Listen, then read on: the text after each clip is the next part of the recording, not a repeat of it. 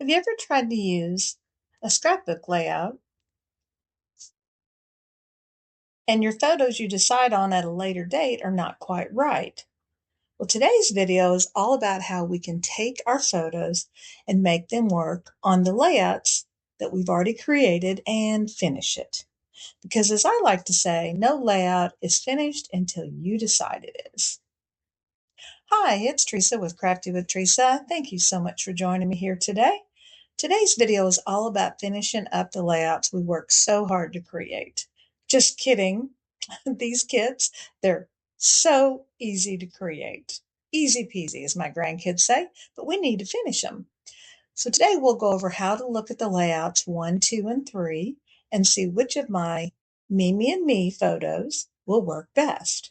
I talked about this a little bit in my last video, and I'll link that for you here if you want to see how we created the layouts. We're going to take these layouts, rethink them and redesign them if need be, so they actually work with the photos we've decided to use. And then we'll finish most of them today. I am holding off on the last one because I have a different idea for it. As we're working through these final layouts, you'll see that I decide I can take the 2-page layouts and change them to 1-page layout. Now, enough of my chatting. Let's get to crafting. First, we'll start by looking at the original layouts. This is the original layout that we created with Homemade Sweetness from Stampin' Up. It's a scrapbook kit that's pretty much all-inclusive. They're absolutely beautiful as they are, but sometimes my real-life photos don't always fit into the spaces. So what you're going to see is you're going to see how I make some changes to make that work. So as you see here, I've brought my photos in and they are just not quite going to fit.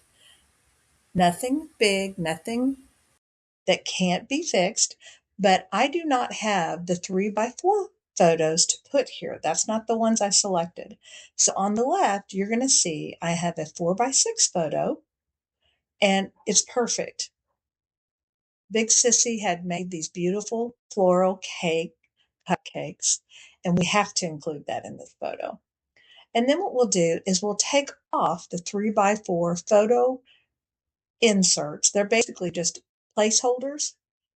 I put them down with removable tape. I talk about this many, many times in my videos. And I'll just quickly remove them. And the removable tape comes off right with them, and no one will be the wiser. So we'll take those off, and then we'll add the photo that we selected. That's how simple and easy this can be. You've done all the hard work at the beginning. I will move things around a little bit, possibly, and change them just a tad. I'll also actually cut some of the white down on these photos. Nothing big, nothing major. And this now becomes a 1-page layout ready to go. Now, this is the layout that I showed in my video, which is an interactive layout. I have included that piece in here for you of how I modified the page protector to make that an interactive layout. Now you can see here that I have added my 2 photos. I angled it slightly. It works perfectly for this perfect day. It's their happy birthday. I did create my journaling. I took that piece out that was originally a photo insert. I've now done my journaling. I'll add the date, and this layout will be complete. So simple, so easy. And just like that, we've created another 1-page layout that actually works for our story. Now, let's take a look at another layout.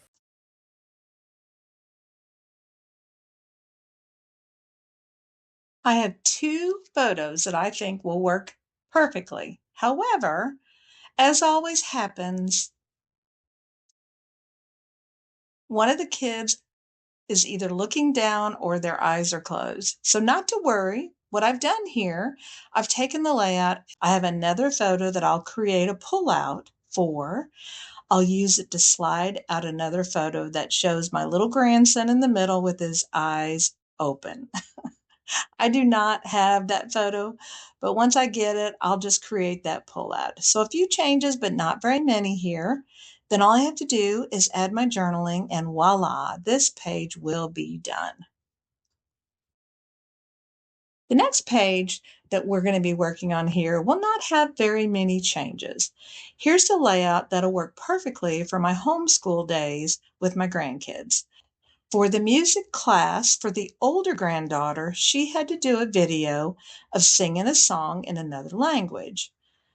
Well, these two little stinkers decided that it would be fun to dance out their music video. I loved it, and I couldn't wait to get this documented and showcase their bubbly personalities. Before we move on to the next layout, I did want to show you a few of the photos that I was looking at for the videos. I absolutely had so many to choose from, which is awesome because that just means how much time I'm getting to spend with them. Now, you wouldn't think that you could make a floral layout for a bowling theme, but that's exactly what we're going to do. Remember, these are your layouts, so you can take them and make them your own. I decided on the photos of our Mimi and me bowling days together to finish this layout. Again, not too many changes, just making it work. I did grab another sticker from the sticker sheet so that I can add in the journaling. I won't go into too much detail of the changes because there are so few, but I did want to show you the photos. And I had to put the photos of my grandson, who is so competitive, like his dad, because he was not happy when he didn't get very many pens down. So that had to be the star of the show. And then I'll put that cute little smiley photo right behind it in here where he was very happy because he had gotten his first strike. So many precious memories that now are documented and in the book.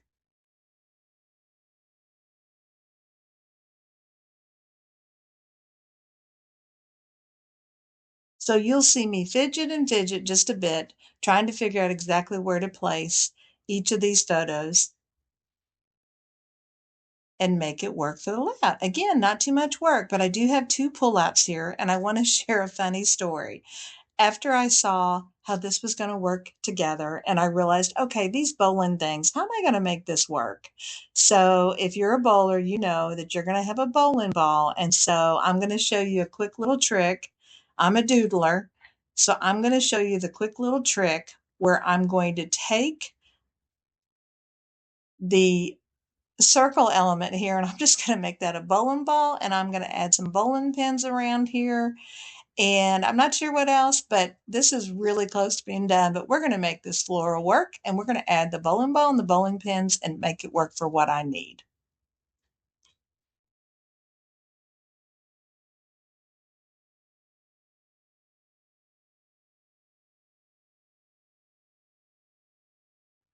Now, if you stayed with me this long, I guess I have some splaining to do. I wanted to let you know that this video has been edited so many times. I'm not sure which version we're on here, but we had some terrible storms a week or so ago, and I've had a time trying to get my files back and get this edited. So we're not finished just yet. This is an add-on to the original video that we started. So I thought I'd let you know and also add a few notes here at the end. I was able to get most of the layouts into this video. So let's move on to the before and after review here. A few things I really want to point out as we're scanning through. Layouts are not rules, they're starting points. So you're allowed to change them, move things, simplify them, completely redo them if you need to. I hope this inspires you to look at your scrapbook kits in a whole new way. And next time something doesn't fit, don't stress, just make it work. We've made the photos here. I think fit nicely. We've made a floral layout into a bowling memory. I can't wait till my grandkids see this one. They're going to love it. We've changed two-page layouts to one. We've created interactive layouts here. So many things in just one video. So if you've enjoyed this video, don't forget to like, subscribe, and tell me in the comments, was this video helpful for you? Let me know. Stay tuned for more videos to come, and until next time, have a great day.